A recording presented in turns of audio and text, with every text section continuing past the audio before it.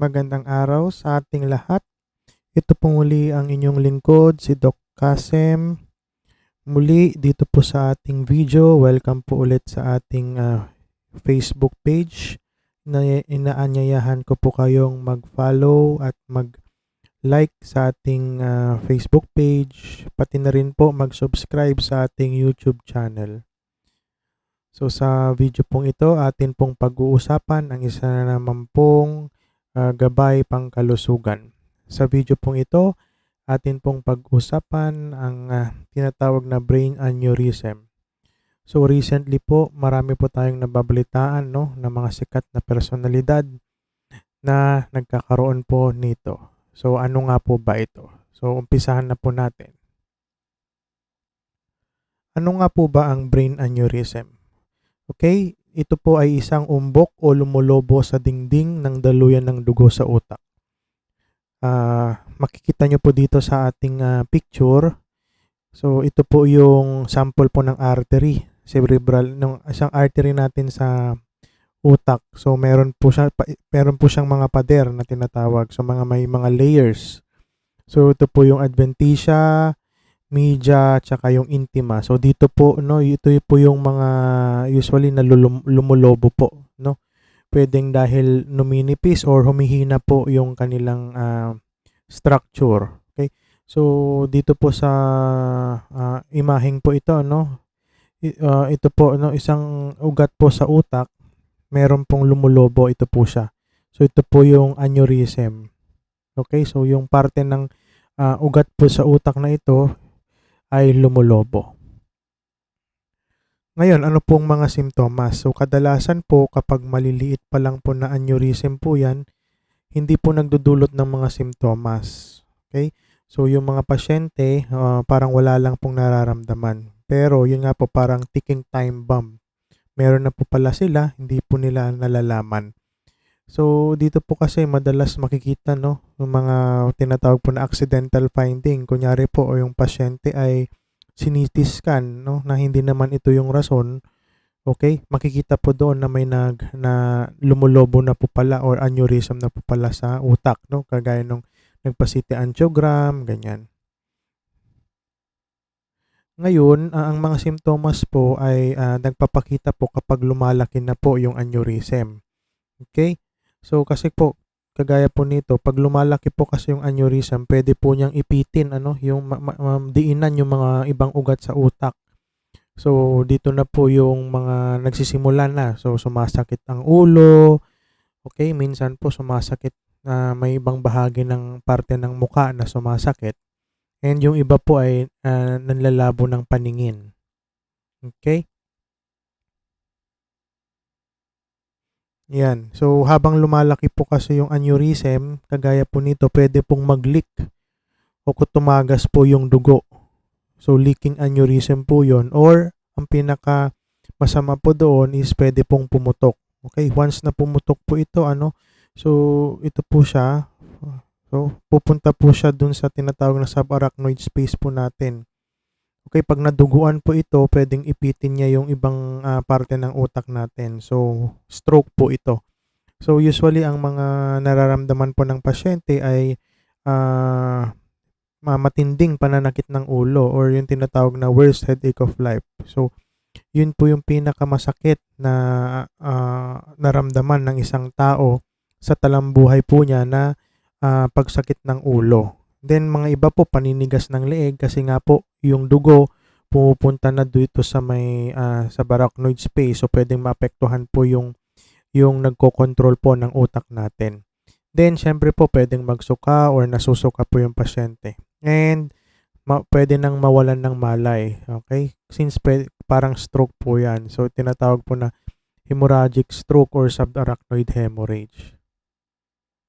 Okay po. Ngayon, may mga risk factors po tayo na tinatawag o yung nagpapataas ng tsansa na pwedeng magkaroon ng aneurysm po ang pasyente.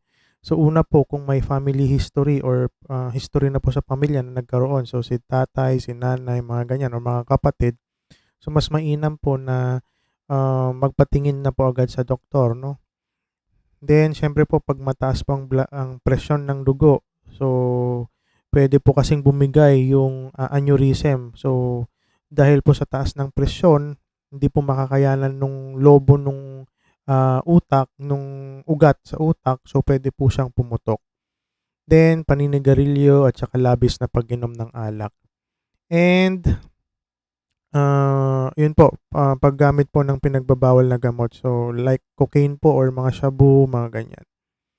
So nagpapataas din po ng tsansa po na magkaroon ng aneurysm.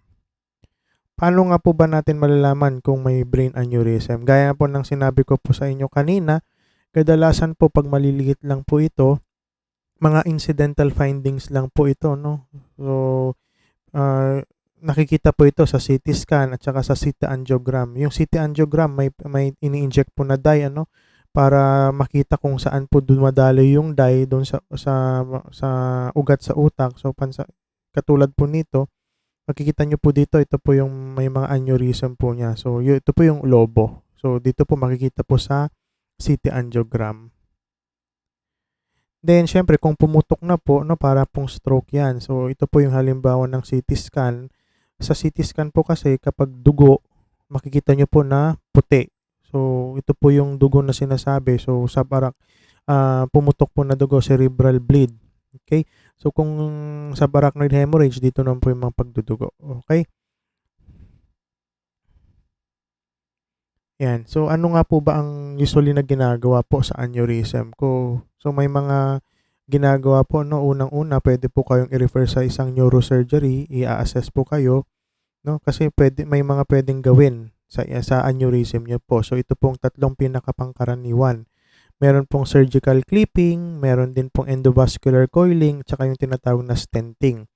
So, 'pag sa surgical clipping po, okay, clinic-clip po yung aneurysm po mismo. Para at least kung pumutok man po 'yan, ipit na po 'yon, hindi po lalabas yung dugo dun sa, parte ng ugat po dito, okay. Then itong endovascular coiling, linalagyan po ng mga wire yung mismong loob nung aneurysm, 'no, para, pagtibayin para hindi po siya pumutok, 'no, basta-basta.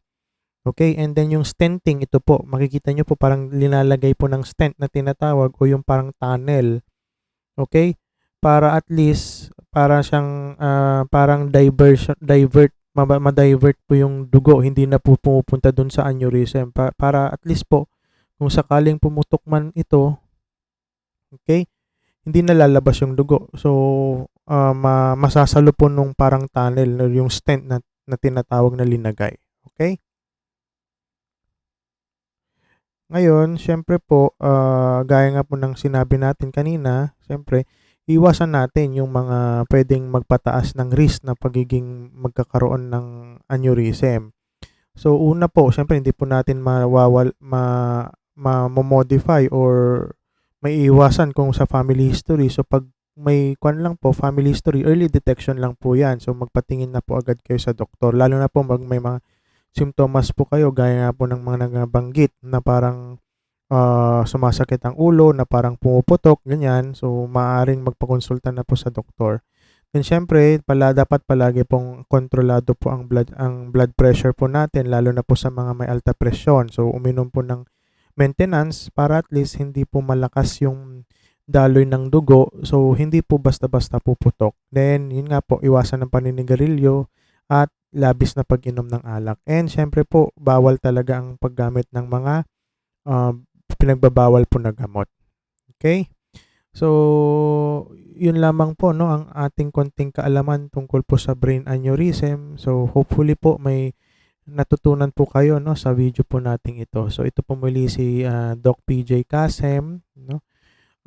Kung gusto niyo pong magpa-check up, dito lang po kayo magpa-OPD appointment sa www.pinoymd.online. So, bago po tayo magtapos, inaanyayahan ko po ulit kayong mag-subscribe po sa ating YouTube channel at mag-like at follow po sa ating Facebook page. So, maraming salamat po, and kita-kita po tayo sa next na video. So, God bless us all po.